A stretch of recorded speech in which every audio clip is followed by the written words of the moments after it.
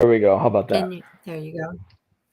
Hello, everybody. This is Joy Luxury, and I have David Walthew. Is that how you pronounce it, David? Yeah, it's like Matthew Walthew, David Walthew. Matthew. Okay. So, in a minute, we will get to his backstory. But before we do that, I'm going to give you a shout out to my sponsor, Luscious Spa Studio. It is, you hear this every week, it's owned and operated by Chad Kristen Edward Washington. He does a real good job with his studio work, and I'm a kind of a fan of his because he produces my music. He's primarily set up for drummers and guitarists, but he does do CD producing, which he is very good at. He has a very collaborative, creative environment for his artists, and I recommend if you have any needs in that way, do contact him on Facebook, either through Luscious Spa Studio or Chad Christ. So with that being said, it's time to turn to David. And David, how did you get started in music?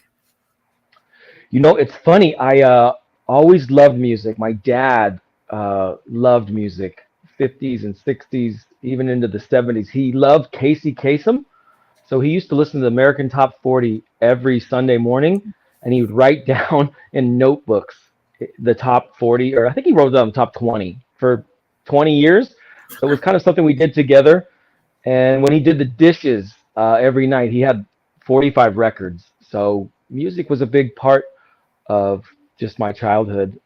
And then I had always loved it, but on my 30th birthday, I bought a guitar. I said, okay, I turned 30. I had my best friend named Ken Matson, who's been my drummer for 25 years. We've been in 3 or 4 bands together. He was already a drummer, and we worked together. We were managers together, and we used to just talk about records and music. And I said, Ken, I said, hey, we are getting a bonus coming up, and when I get that bonus, it's on my birthday. I'm going to buy a guitar. I'm going to learn how to play. We had another manager named James Bell, and he was tall and lanky and lean, and he just looked like a bass player. And we said, James, you have to buy a bass. You're going to be the bass player. We're going to start a band. So my birthday came. I went and bought a guitar. And at this time, this is 25 years ago, they didn't have YouTube. So I went to a music store and bought chord book, learn chords in a book. And I'm 30. I'm not a kid. So I figured out, and I just said, okay, I'll just learn all the majors, and then I'll learn the minors, and then I learned the sevens. So I had 30 good chords. And as you know, I know, Joe, you play the guitar. Yeah. 5 good chords, you can play most songs. So I just learned. Country song anyway. Yeah, I was so excited. I went over to his house. He lived in Kirkland. And I said, hey, I got this book, and I've learned my first chord. I was so excited. I bought $100 cheap electric guitar, and I went to his house, and he's a terrific drummer. So I said, this is the first chord I learned, E minor, which is probably the easiest chord. Yeah. So I would just play E minor over and over, and there's a song by Journey called Separate Ways. At the beginning of the song, it's just E minor, E minor, E minor, E minor, E minor, E minor. So he's playing the drums. He's like, that's all you know? I said, that's all I know. I just know the E minor part. So eventually we got a little bit better. And I think for me in music, one thing I was always pretty good at is I wasn't afraid. I was just never afraid to fail. I was more afraid not to do it. Yeah. So I was booking shows, and then I wrote about 20 songs, and we did covers, and we were booking shows, and I was not a very good guitar player, but I wasn't afraid. So that's kind of how I got started. And then that band was called Alter Ego, and we did that for about 10 years, kind of half originals and half covers. And as you know, kind of writing songs is a kind of a different feeling, a different art form than doing covers, and Yes. really enjoyed that, and playing live and kind of expressing. You're a songwriter? Yeah. I didn't Yeah. know that. Yeah. And at that I didn't time, put that on your stuff. I would have announced that if I'd known, David. I'm sorry. well, I don't know how good they were, but it was That fun to doesn't write matter. songs. Yeah, and really enjoyed that. And I remember our first show. We worked at this place called Cisco Foods. It's a wholesale food warehouse. Yes. I know and we it. had a couple hundred guys worked for us, and every year they had a family picnic, so guys Yeah. could bring their wives, or the gals could bring their husbands, spouses could come, children would come, and we were managers. Said we'll play, so we learned 5 songs. Oh, First time we ever played, and we did the songs not very well. And at the end, they're like, "Well, keep playing," and we're like, "Well, that's all the songs we know. We knew 5 songs." But that's how we got started. And James, who played bass for us for the first probably 8 years, his sister was married to somebody I know Roger Fisher from Heart. It was yes. just a coincidence.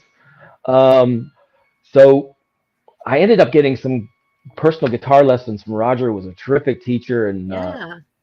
kind of got me through at the beginning, at least enough to kind of fake it. So Yeah. it's kind of a small music world. Kind of everybody knows somebody Everybody. somehow in town. Yeah. Yeah, I don't really know Roger that well. I did go to his house when I was trying to learn how to write a rock song. Never did learn. I did a rock song, but it's with a country. It's basically I the saw that. Yeah. country format. Yeah. Yeah. Oh my gosh. Yeah. It Well, was he was a fun. great teacher, and probably I worked with him probably 3 or 4 times lessons, but those 3 or 4 times were he really expressed like passion, like Yeah. play from your heart. So he was a great teacher. Good. I don't know him, but I just got a chance to spend a few times with him. Yeah. Oh, he's a very interesting man. Yes. Yeah. Very complicated. It's like everybody else. Some days you're absolute genius, and other days you wonder Isn't that where the your truth? brain is. Yes. Yes. Yeah. Well, he did.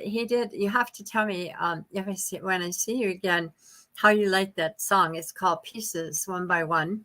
Yeah, I And did see that. yeah, Yeah, I will when I see you again. yeah, I'll get a chance to really but dive into it.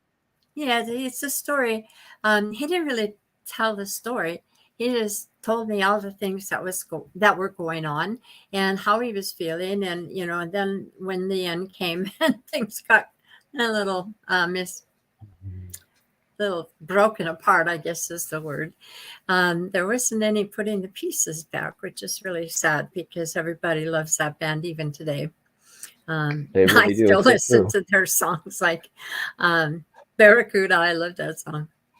I went to the movies last week, and I can't remember the movie, but they played Barracuda as the trailer, Yeah, and it sounded fantastic. I was like, I mean, great music lasts forever. So yeah, yeah, yeah, absolutely. So your first gig was at the Cisco's. Yeah, you knew 5 songs. What yes. happened from there? Well, You then took we lessons played. from Roger I after got a that. little bit.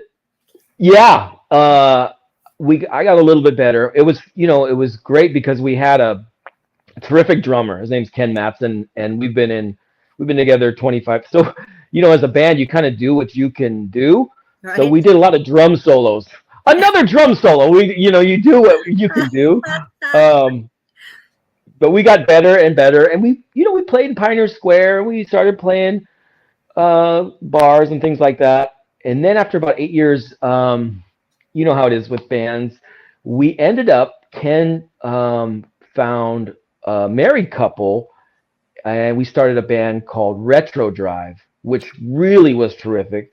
Um, a guy by the name of Joe Duke played guitar, and bass player was his wife, Gail Duke. And that's Joe really where and Gail, I know you them. know them too? Yeah, Yes. yeah. They're in a band with Felice and oh gosh, I can't think. Yeah.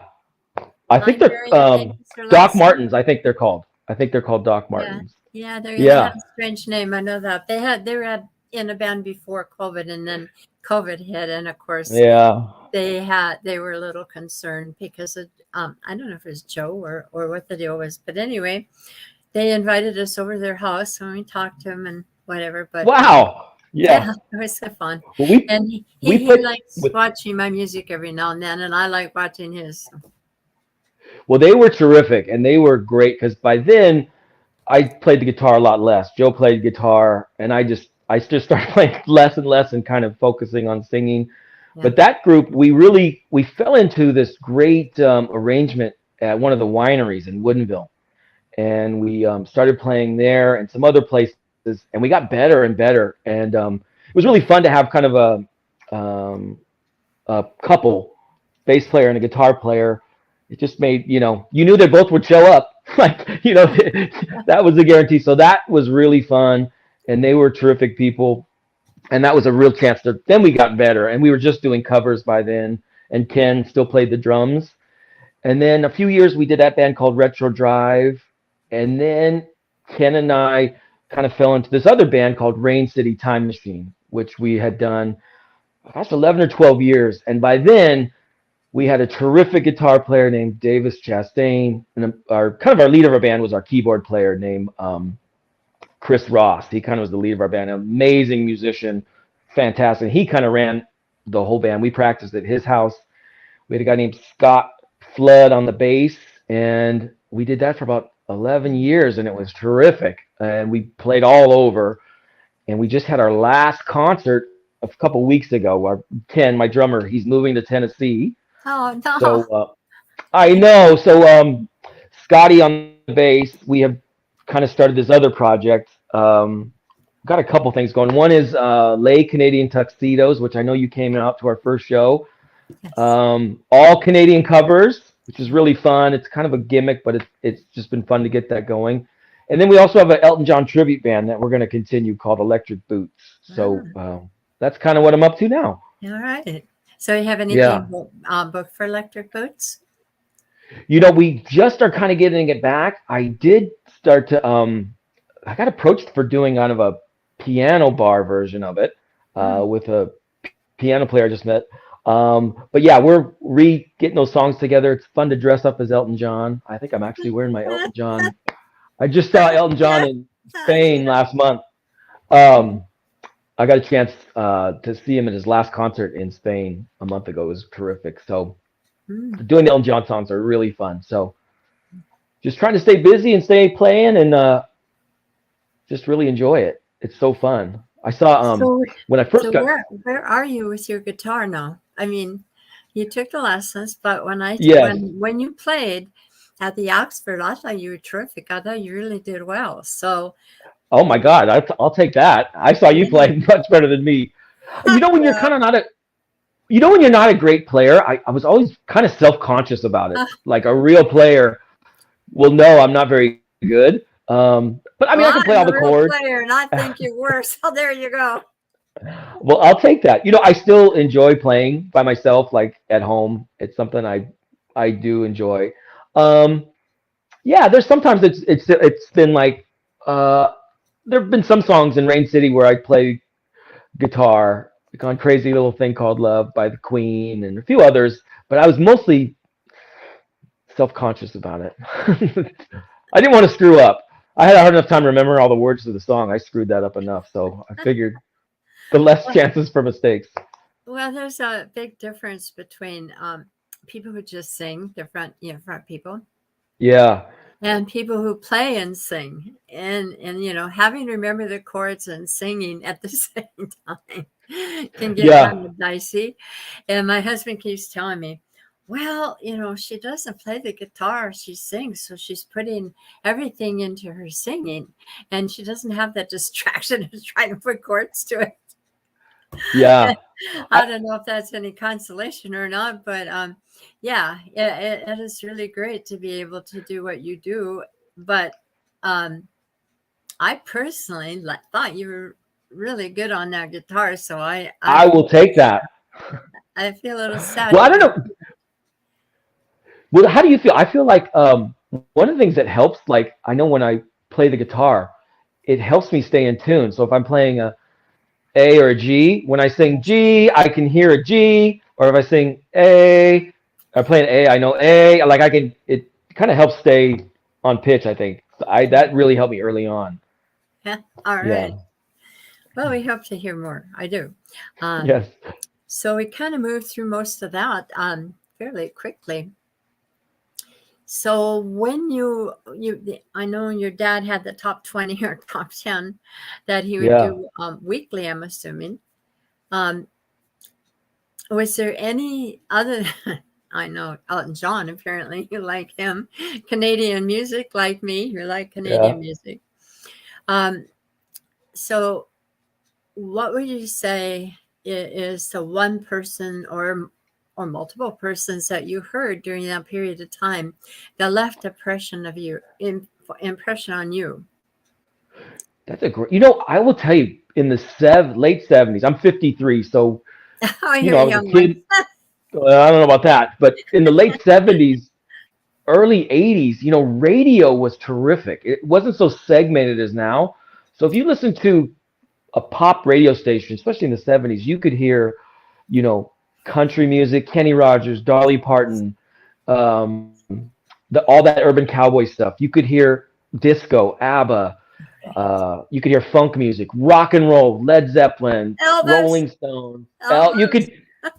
The radio played everything, Yes, it did. so it was all kind of seeping in. Where now, back then you'd buy our album and you would read the back of the album. I would love to go to the record store Yes. and just read the back because there wasn't a computer, and like it was just such a great time. The music in the late '70s, mid '70s, late '70s, early '80s just was so influential, and just so many um, inputs. My dad loved the Beatles, and he loved like Yeah. Little Richard and Chuck Yeah. Berry, so a lot of Yes. Oh, 50s, yes. early 60s. So it just all kind of seeped in.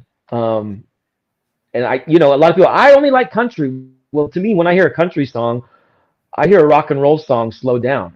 To me, it's kind of the same. If I hear a great, Kind of.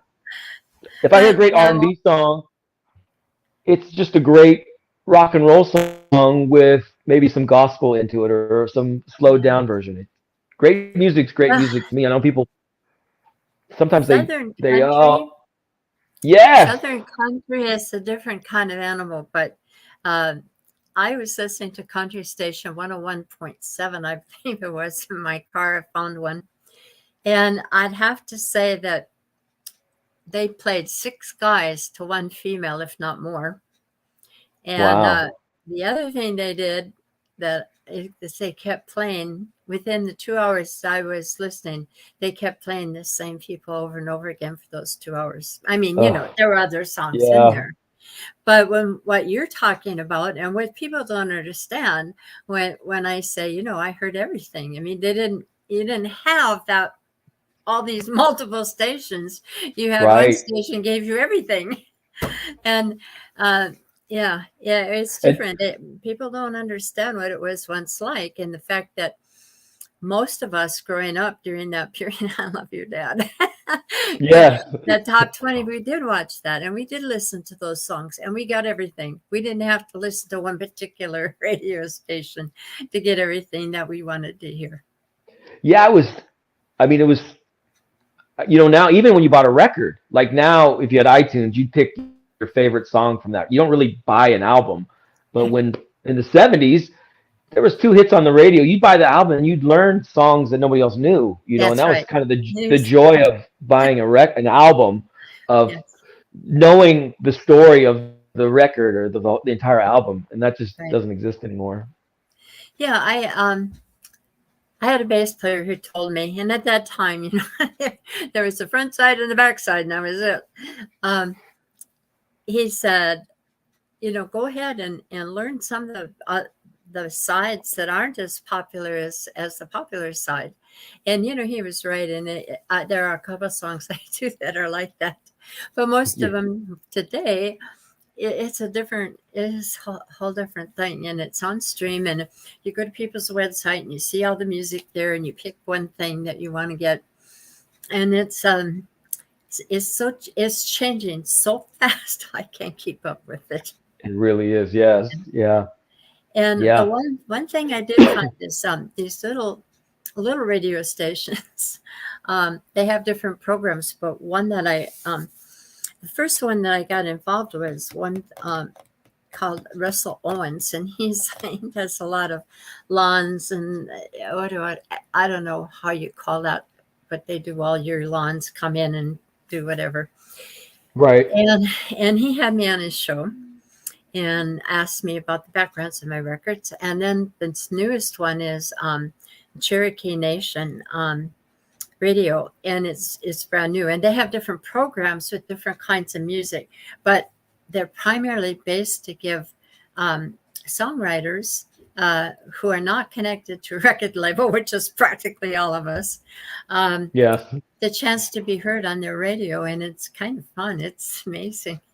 And Yeah, they do play the same thing, like all country or whatever, if that happens to be the show for the day. But they do have gospel, and they do have rock, and they do have other things. So well, I think that's the good thing about how it's changed. It really gives every artist an opportunity. Really, if you have a cell phone and a computer, you can record music and get it so people hear it.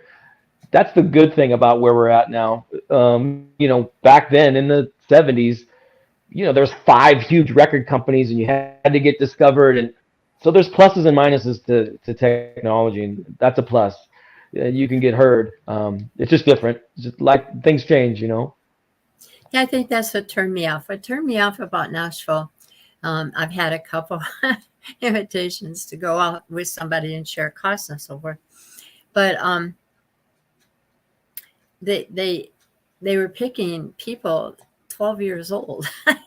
Yeah, And or 15 or 16. I mean, they were the younger they were, and the better they looked, sure. and not so much sounded, but the way they looked, that appearance, were the people they were going after. And I thought, wow, I don't hear any part of this. And Right.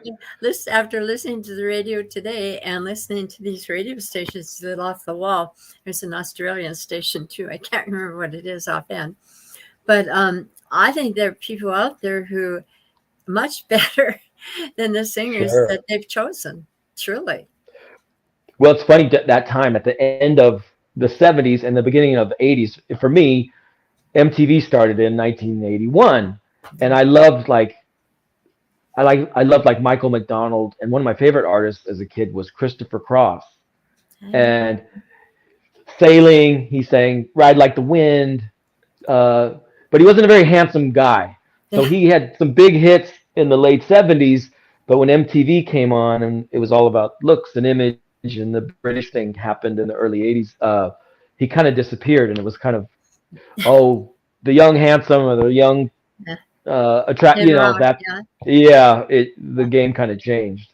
Yes, it did. And Yeah.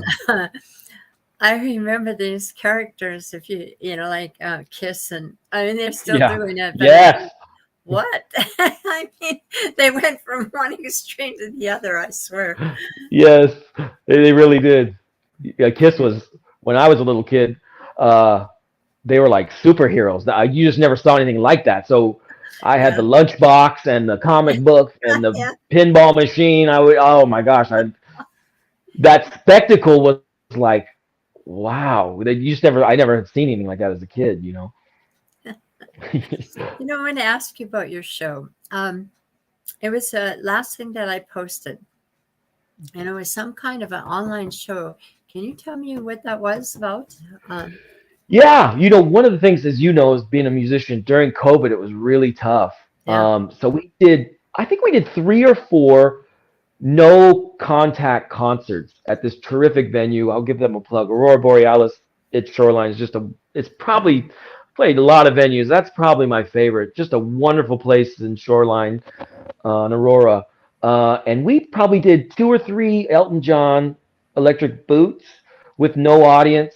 And then we probably did 2 or 3 Rain City Time Machine, no audience. So that was our Electric Boots show, Elton John tribute band. I think it was Halloween 2 years ago when COVID was going, and it's a different experience though. So like you're singing, you're doing your thing, and there's nobody in the crowd. That's right. So the music, the setup there, the monitors and the video is fantastic. So the sound is great, but you have no interaction with just an empty place. But we were thankful to get the opportunity to play during COVID anywhere. So that's what that was from our COVID concert at Electric Boots, one of them. What did you think? And I've one comment up here. Rose. Hi, Rose. Hi, Rose. Here's my friend Rose. She She watches almost all the time. And even though we don't have a lot of people in here now, I just want to tell you that people do watch it when they get home from work or they have a minute or whatever. So the numbers Yeah. keep changing. But anyway, um, so when it hit, I was just I had been sick after this life center or whatever it was called in Kirkland. I had performed out there with the volunteer band, and I got COVID. No, and they kept asking me Oh, these stupid questions, so I couldn't understand. If I've ever been to China, like what? And then in March it came out, and they locked everybody down. And I had just gone to a jam with Lynn Sorensen and Doug McGrew out at Duval. And that yeah. was on Valentine's Day of all things. And then just a couple of weeks later, they shut it down. And then, it hit what it was, but we didn't know. So what were your first thoughts when I mean, I don't know, maybe you knew what was going on. I didn't until they I locked us will, down. What were your thoughts? gosh, I will tell you, every band has momentum. And for us in 2020, Rain City Time Machine had been together at that point 7 or 8 years. The great thing, as you know, being in a band, Yeah. it's pretty rare to get 5 people, 4 or 5, so whatever, just locked in. Yeah. And the 5 of us, we never missed a practice. We never missed a show. We were really disciplined. We had one rehearsal every week. We were playing every Friday. We could have played every Friday and Saturday somewhere. We were turning stuff down because the guys in the band were married. They're like, dude, if we play every week, I'm going to get a divorce. I can't play every Friday and Saturday. Yeah. I was like, I'll play. I mean, I would have played every week, but so you got to balance life. So we were really cresting. We were kind of hitting our peak. We had about 250 songs. We were doing a lot of private parties, weddings, Bye to Edmonds, Taste of Seattle, Taste of Tacoma, wineries, casino. We were really going well, and then it hit. And I remember we were playing casino, and it was one of our last shows. And it was It's called Matthew's Winery in Woodinville. We had built this fall. We played the first Friday of every month for 5 or 6 years. So people knew when we played. It just got bigger, and I mean, they'd have to have traffic. It was thousands of people on a nice day. So that was our last show. We're like, what's happening? We're hearing that, and then everything shut down. And not to cry over spilt milk, but it really felt like had COVID not happened, we probably would have continued that thing. And basically for 2 years, we took those shows like Aurora Borealis with no audience, and everything changed for those whatever it was 2+ years, and it certainly changed for us. It was great when things came back, but if you remember, even when it came back, it kind of came back Slowly. slow, careful, what distance. It took a long time to fully come back. Yeah. I know for us, we lost quite a bit of momentum, and we really had two things. We had the Elton John thing, and so we would do some shows where we would open with Elton John and close with Rain City Time Machine, and people say, "What happened to that other band?" And it's like, we are the other band. We just changed our clothes. Like it was us, but people thought it was two different bands, Oh. which was kind of fun. Well, But did you ever doggone have COVID. moments where did you do any songwriting, and did you ever have moments where you thought we might not pull out of that? I did. I didn't really write any songs. I probably should have, but at that time we were really the Elton John and the Rain City was really going. But I remember maybe it never comes back. Maybe this is the new normal. What do we do? And for me, I guess we talked a little bit about like, hey, showcase what you're good at. We had a good drummer early on. Showcase the drummer. For me, I remember seeing an interview with Barbara Streisand, who's like one of the greatest, obviously, female singers of all time. And I remember her saying she hadn't performed live for like 20 years.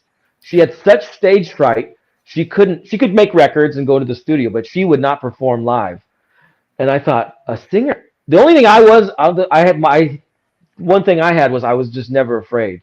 I will do it. I will get on stage and kind of I just am not afraid. And I thought, okay, well, I have that going for me. If Barbara Streisand's afraid and she sings like that, so I guess I kept that momentum during COVID. It's like, just hang in there. It's gonna work out. Don't be afraid. Nobody knew what was happening and when it would happen, but I know it was sure tough on the musicians in the area and the clubs and the bars and um, I just hope it gets back to the way it was. I just really root for the venues, and I love to support local music. I love the Oxford, such a great place. We played there for years, and all the places, anywhere supporting local musicians, I just have an affinity for and very appreciative of. Right. Yeah. I go to the jams to keep my skills up, but this time I think I might be in trouble again. But You yeah, sounded great too. That's how we met. I saw you there and I was like, holy smokes, you sounded terrific. I love the resonance in your voice too. oh, You have thank you. um, Well, sometimes you can I tell a didn't get a story gig without yet. telling the story. I haven't gotten Yeah. a gig yet, so I don't know. I don't, but Yeah. I haven't really asked because I'd hoped that there were three of us, and I was hoping that this would really take off because there's the kind of music that it's kind of ageless. It's still out there. In fact, I don't know if you were there, but I don't think you were. One night I asked Jerry to play um, Wipeout. And of course, there's two of us. There's no band. Yeah. I mean, there's no Right. drummer, right? And Yes. Jerry did, and he played it beautifully. And he used his guitar as his drum. It was great. And those are the kinds of things that I would bring back out in my music. And then there was I can't remember what the ad was for, just like a year ago with these boots, and I've been singing these boots, right? I heard you. I heard you Yeah. sing that. Oh, did you? Nancy Sinatra. Yeah, Nancy Sinatra. Yeah. Yeah. And so there's a Walmart commercial does a wipeout too, and then this Yes. this other then they were doing. I was learning. Oh God, this Indian guy. Oh, what's his name? Oh, he wears feathers and things, and I can't think of his rock songs, but it's walk walk this way. Oh, Aerosmith. Steven Tyler. Yeah, that's it. Yes, yes. Yeah. Yeah, Steve. So anyway, that was also in the commercial, and the both commercials had two parts. One part was these boots, and the other part was walk this way. And at the time, I was practicing that. And it was like Nice. those are the kinds of music that I was trying to bring into what I'd be putting out there because they're timeless and they keep coming back. Like, we still people still listen to Beethoven from 500 years ago. I mean, great music is, Yeah, it lasts forever. yeah, And like, that's probably my favorite thing about it is what it does to people. right. One of the things about Rain City Time Machine was nostalgia is a powerful thing. And if you're Yes, hearing somebody sing, my yes, boots were made for walking, it could take somebody back to high school or their first love or the time they were in their car that's with their right. mom or Yep. The song nothing else remembers can do that. well. Like, yeah, music just does that. And you could tap into that nostalgia. I think people still go to Elton John or they'll go to Taylor Swift and sell out the football stadium. I mean, Right. music is powerful, Yes. When I Yeah. was before I was writing music, I would listen to the Canadian music. This is why I went to your gig. Yes. But Yeah. there is so much good Canadian music, and I think the first one that drew me in, other than Celine Dion, um, Yeah. was oh gosh, now her name just escaped me. Um, Country singer. Oh no, Shania Twain. yeah, it's Shania Shania Twain. Twain. She drew me back in with the whose bed is have your boots been under? Yes. Great song. Next thing I Yeah. know, I was listening. So I've never really cared about country music. I've cared about all that music we used to hear, right? Yeah. So she brought me Well, into the country. I started listening in the 80s and 90s were just so super great. yeah, no, I'm like you. I just loved Canadian music. And in our Lake Canadian Tuxedo set, it's fun to do Shania Twain. Man, I feel like a woman in the crowd kind of sings that. But also like Gordon Lightfoot from like the mid 70s. Yes, you did I that. just yeah, I we did love it. that We do song. I just love the melancholy of the mid Sundown, is 70s. that what it's called? Yeah, Sundown and I think we also did Carefree Highway. But there's I a didn't catch that. melancholy to those there's a sadness, but you're okay with the sadness. I Yeah. love that mid 70s, Yeah. like just getting wrapped up in the sadness of it. But Absolutely. Yeah. yeah, it was so fun. I just love it, and it's been fun to get this project off the ground. So I'm looking forward to just playing, and I really wanted to do something where people could participate. Like people came. I think originally like a You Canadian did tuxedo was kind of something a there. You did that. You did. You were holding up cards. Do you remember that? yes. I did that. That was a ripoff from Bob Dylan. Oh, We did a song called "Signs" from yes. it's a Canadian band called the Five Man Electrical Band. Yes. So Bob Dylan has a famous thing where he's holding up signs. So in that song, it talks about, hey, it says don't trespass. So it's show business, Joy. It's not bore business. I got to put on a show. I got to put on a show. People like to be Yeah, entertained. people like to be entertained. Yeah, But yes. that was something that I really liked because you can dance, but for those people who don't dance, I have bad legs now, and I don't want to get them operated on yet. And Yes. I have to listen to that music. I can't play, I can't sing. And, it can get, one song after another where you're just sitting there listening can be entertaining. But after a while, there's got to be something to break that up. And so by what Yeah. you were doing, you would draw us in. And, right about the time I thought maybe I should leave, I was back there listening. Yes. Well, playing in bars and saloons and great places like the Oxford, the Yes. game is to sell nachos and sell beer. I mean, your job is to help the business out. So I That's always right. took that seriously. Like that's our role. That's right. And then there's a strategy of putting your set list. If you just do fast, fast, fast dance songs, Yeah. you got to mix a People ballad tired. in. Yeah. One for the band to take kind of a breather, like slow Yes. it down. Yes. And I always feel the contrast emotionally after a ballad, and then there's an emotional response to that contrast. So a lot of strategy, picking the set list. There's a lot of Yes. strategy. That's important too. And sometimes Yeah. just off the wall because people will come up and they'll say, "Do you know?" Yes. All Yeah. the time. uh, And then you always hope it's on the set list. They ask for a song, and you're like, yeah. And you look on the set list. Oh, we're doing that one anyway. This one is for Joe or whoever. Yeah. We were going to do it anyway. Yeah. So I don't know if you can see on your screen, but we're getting comments here. Now I'm going to take a minute to answer some of these. Remember that I can see who you are if you don't put your name in here. There's a little All process right. you have to go through for your name to automatically come up. But we're being told, great interview, Joy. That's probably Rose. I'm not sure. And another, I'll be looking for him, meaning they're going to be searching you out to watch. Yes. Okay. And Sarah Bodine says, "You're awesome, Dave." All right, Sarah. And Yes. whoever didn't put their name in this one said, "He's awesome." And All right. it's Rosie. Okay, Rosie. Yeah, you have a fan. All Well, right. So hopefully you'll come see us. yes, Electric Boots, Elton let's John talk tribute about band. that. We play. Oh my gosh, it's so fun.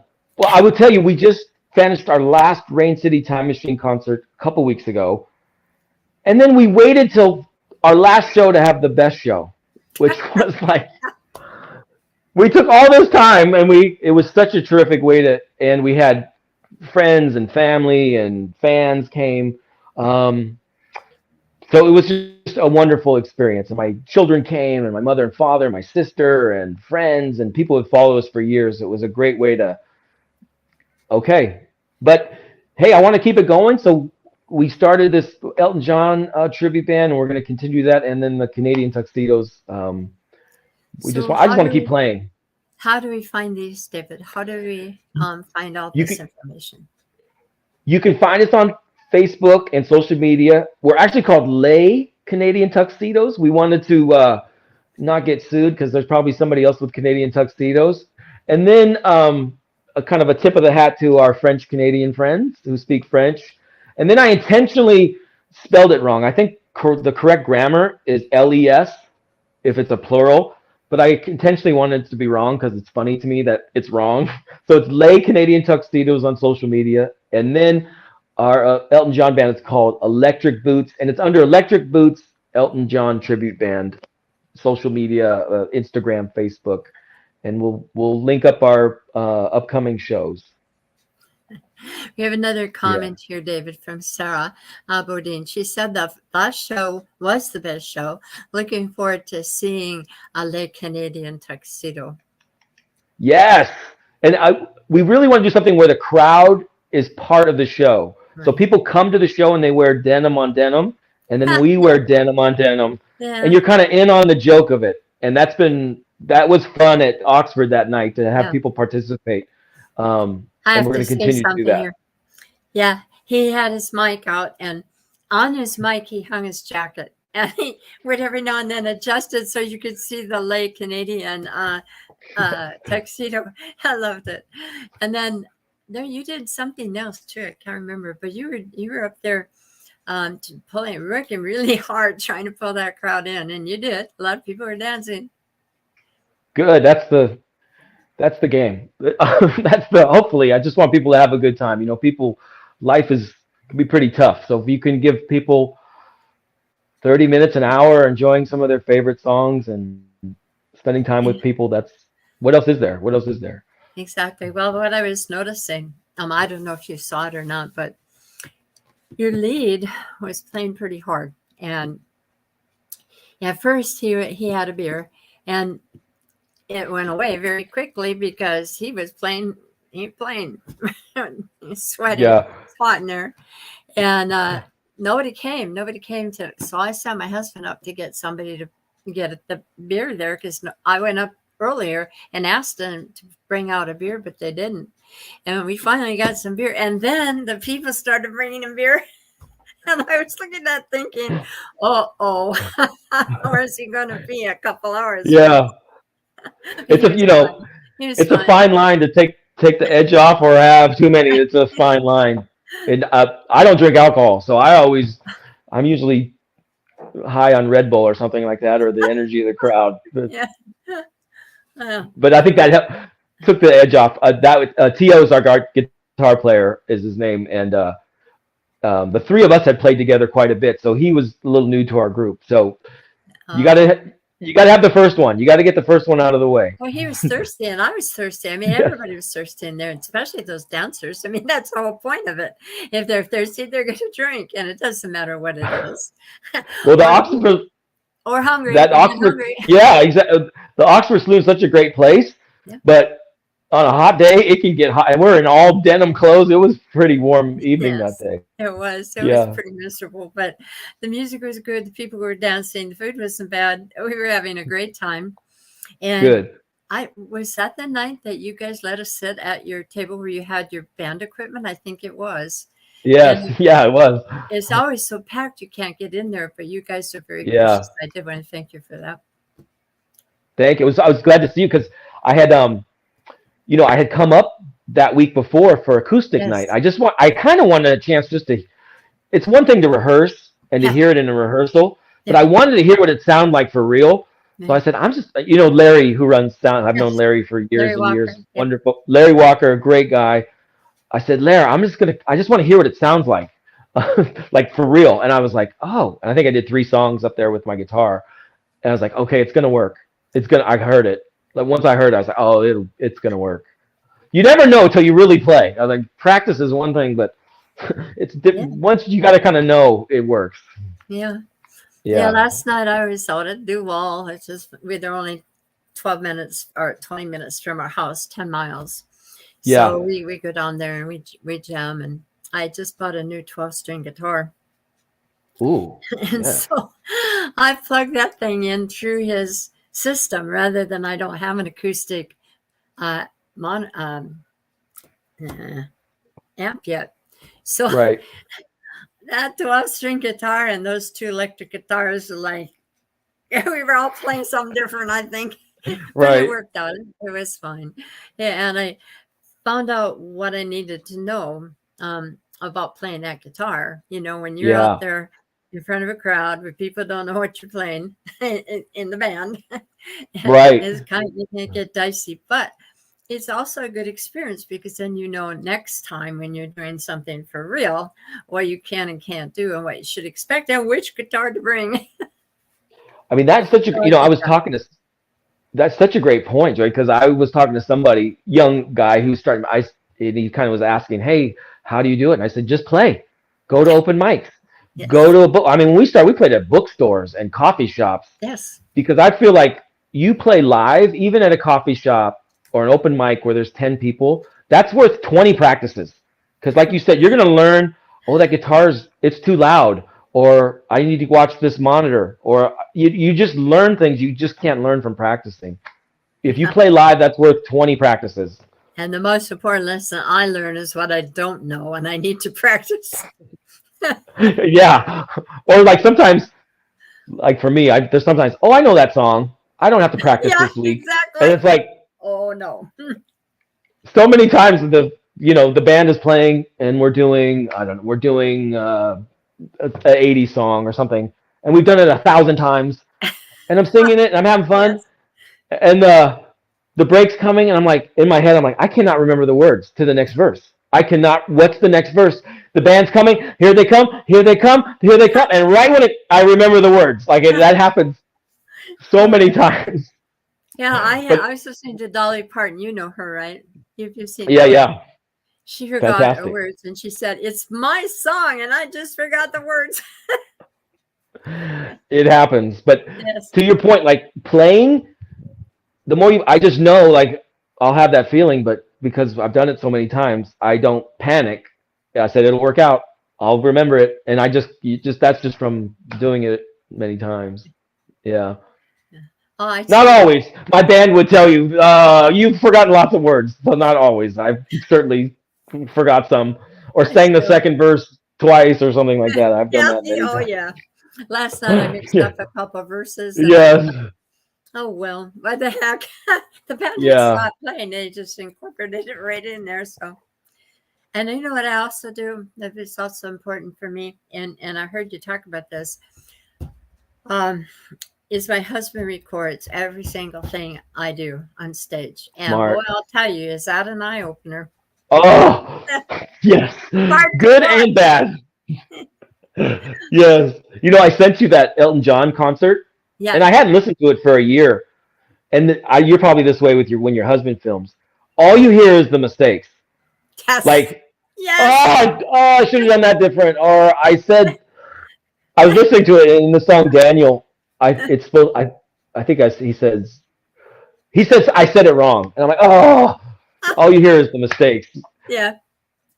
But But you then know I what? think, I'm beginning to feel a little better about that because when I make mistakes like that, that's the song and the part that I forgot that I'm going to be practicing for a while to get that yes, down. And it comes same. eventually. It comes. It just depends upon some songs you can learn in 10 minutes. Other songs, oh my god! And There's a then you get couple, out there and forget the words. or then you're like beating yourself up. Oh, Yeah, I sang the second verse yeah, first and the third verse or whatever, and exactly. then you go to the break and friends or people are there, and they're like, and you kind of are beating yourself up, and they're like, "What are you talking about? Yeah, yes, Nobody we left it. noticed. It was You're good. the only one that's noticing." But you just want to do it right. You just want to do Yeah, a good job, I think. yeah. And you're gonna, it's live music. Things are gonna happen. Sticks are gonna break. Strings are gonna break. Which You're reminds gonna me, sing the wrong part. you you had earplugs in. Was that your Yeah, monitor? it was. I will tell you. And I'm a little old school. I much prefer floor wedges and floor monitors. And I know now, man, you kind of you lose a connection a little bit. I understand the technology and it's better. But anytime I have a chance, I always take the floor wedge or the floor monitor. I know that's how people do it now, but I want to strut around like Mick Jagger and like be a peacock. And I don't want to worry about my dumb ear Well, things, you're but all over sometimes you that just have to. stage. Yeah, I get that. Yeah. Yeah. Sometimes in some situations you have to. That one we had to do it that way. Oh, But if I had a preference, I always take a old well, fashioned floor wedge. you look like you're having problems with them because you were. Well, then I sweat and it's falling out, and then you start doing this thing where it's like I'll take one out so I can hear the crowd and the mix, and then that's not right. And I will tell you, over the years, my ears are not very good just Yeah, playing for most so long. musicians So they're in a good so I'm company. always Yeah, but that's something I need to work on is getting more comfortable with in-ears because I there's don't some know. places where you just have to. I have a couple of friends. I don't know if you know him or ever ran into him, but his name is Billy Shue. He plays blues, so you probably don't know him. I've seen his sign. Yeah, I've seen Yeah, him. I have not seen him and play, but yeah, he had to wear he had to wear those ear monitors. yeah, And he's a man who has been playing for a long time, and he likes to hear what he's doing without those. And it me drove him too. insane. It It's just just. drove him insane. Joy, have you seen the movie A Star Is Born with Yes. Bradley? There's a scene in that movie. His brother's his manager, Uh and huh. his brother is trying. He's like, "You got to wear in-ear monitors," and Bradley Cooper's character is like, "I don't want to wear them." When that scene, I was like, "I know exactly what Exactly what he's he talking about. means. I know that feeling." I love that movie, by the way. But that scene in particular, I was like, "Oh my god, I know what he's talking about." Yeah.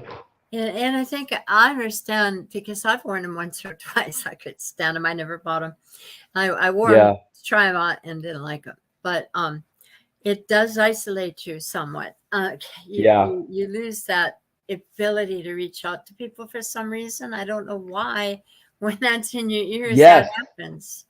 But It, yeah, it, it that's a it business, baby. becomes inside instead of outside. That's the only way I can explain it. It's like it's in instead of out, and I like Yeah. that feeling of giving instead of taking, performing. I don't know, but it's just how it is. I got to get better at it, and I look forward to figuring it out better.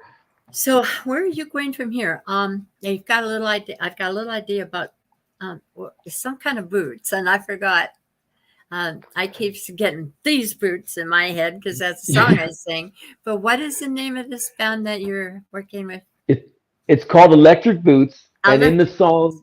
Benny and the Jets. Benny and the Jets, one of my favorite Elton John songs. He has a lyric where he says, "She wore electric boots, Yeah. a mohair suit. You know I read it in it." So it's a line from an Elton John song. Some people are like, "What's electric boots?" It's a specific line from That's nice. Benny and the Jets. So that's our Elton John tribute band, Okay, and so you that's have kind of that, and you're working on bringing up LA Canadian Tuxedo. yes, So, and I know you're a songwriter. And so between those three things, is there any other band that you're working with or any other project? I know you're talking about with the piano, I think. And yeah. also, are you writing anything? I just this guy I just met this week or two ago kind of approached me about doing Elton John. He's a piano player, and he wants to get us into. I'm not sing Elton John, but he'll play the piano in a quieter Yeah.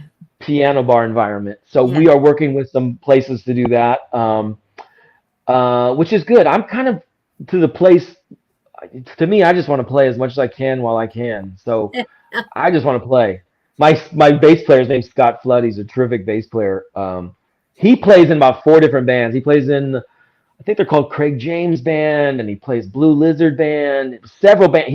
And I tell young people, if you want to play, learn the bass. You could play as much as you want. He's a terrific bass player, and he plays his calendar. He has the calendar of his availability, and I kind of would love that same situation where I'm doing electric boots and we're doing late Canadian tuxedos and a piano bar and just staying busy and giving people joy and having fun singing songs. That's all I want to do.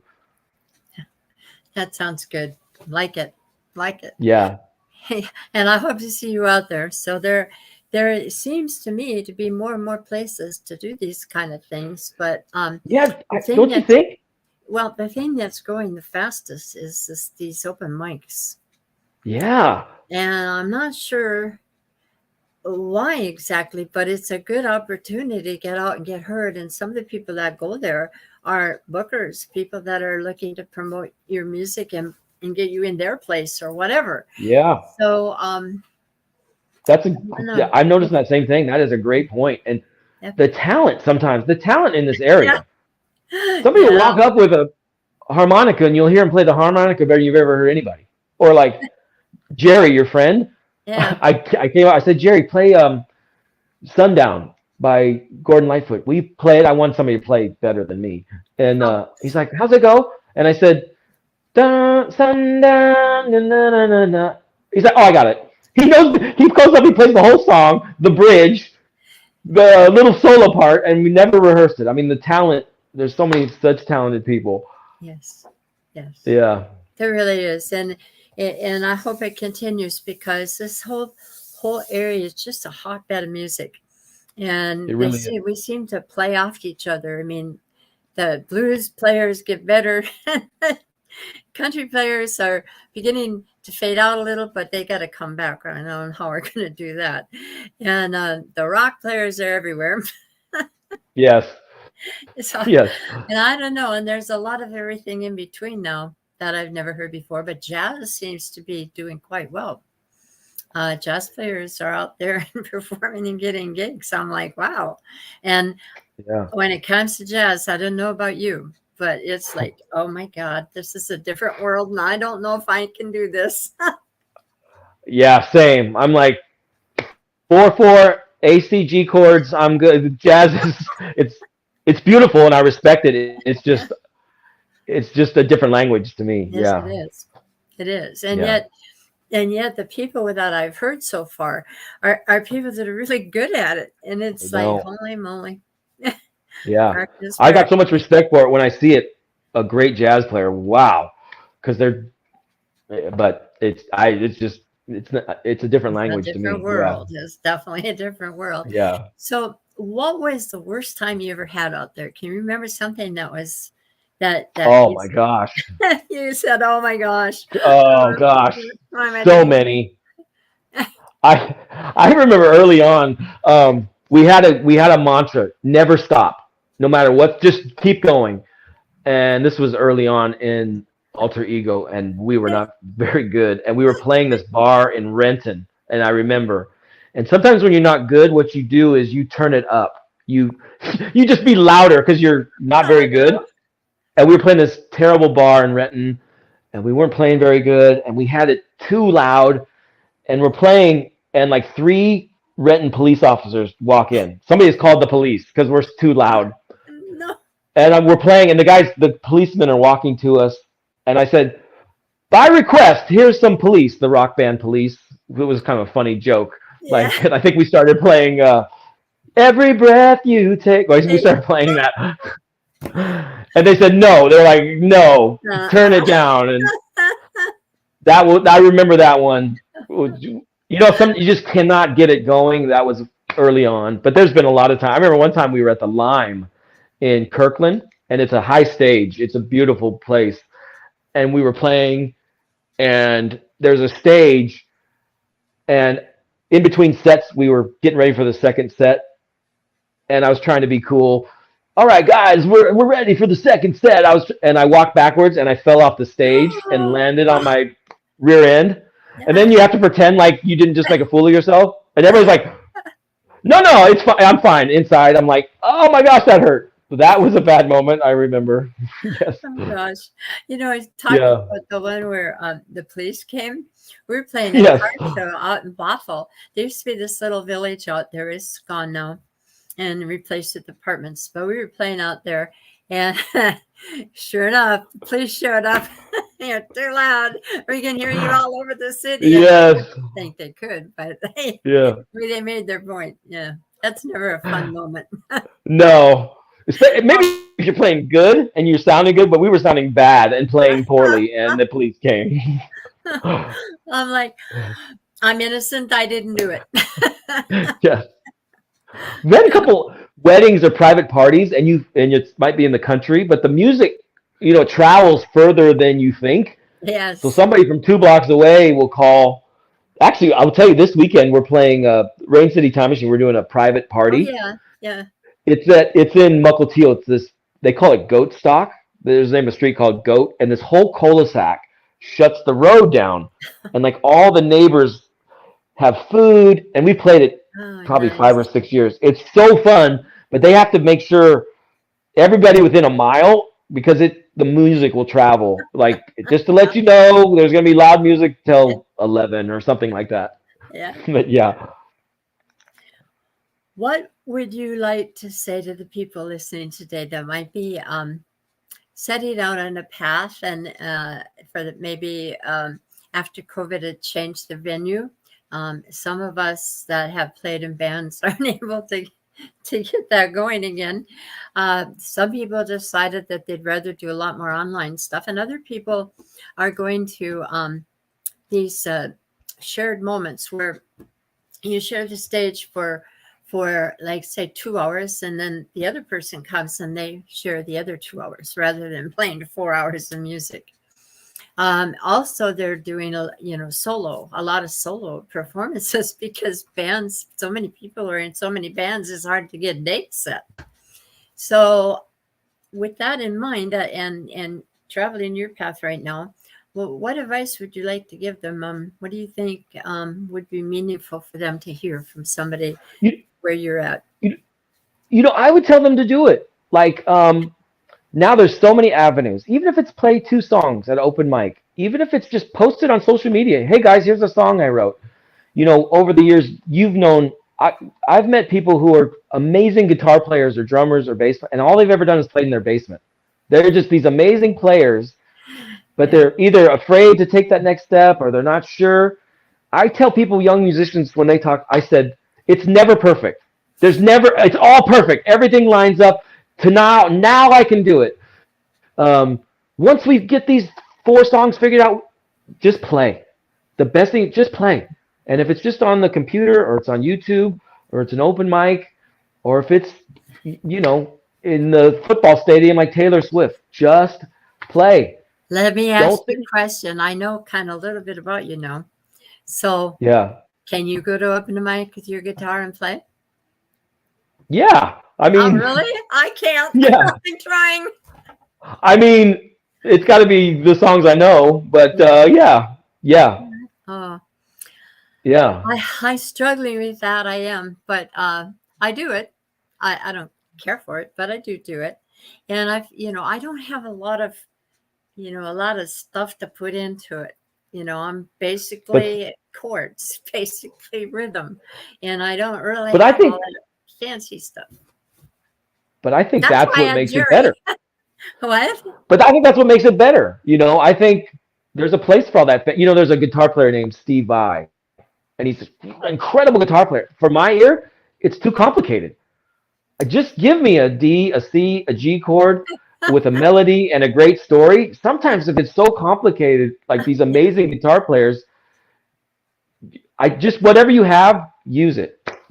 They've filled a zillion records with a C and a G and a D chord. I mean, zillion records with 3 chords. Yes. Over the years. And if you do it right and it's from your heart and it's with passion, that's what connects with people. The amazing musicianships or all the tricks and the bells and whistles, that's great. But if you tell a story from your heart, that's what matters. That's what matters. So, yeah. You have to be careful saying these things. I might want to adopt you. I'll take it. We'll play music all day long. Well, that brings us, we're about 2 minutes over. I can't believe it. It went so fast, David. Yeah. It was very interesting. I do thank you for coming on the program. Joanne, I'm so glad I met you. That time, then I got a new musician friend. I really appreciate the time. Thanks so much. You're welcome. And thank you, everybody, for listening today. In the meantime, I'll see you all down the road. And David, I'll be watching for you. Awesome. Thank you so much. Bye. Bye, guys. Well, that's it for our program today. I have Billy Appleton coming on our show next week. Oh, wait a minute. Yeah, the 31st. That's right. And so stay tuned for that. On August 7th, it's our anniversary. And my husband is taking 2 weeks off. So I will not be doing the first show on August 7th. So don't tune into that. In the meantime, you have a good rest of your week. And that's it for Joy. Love y'all. Take care. Thanks for watching. Bye-bye.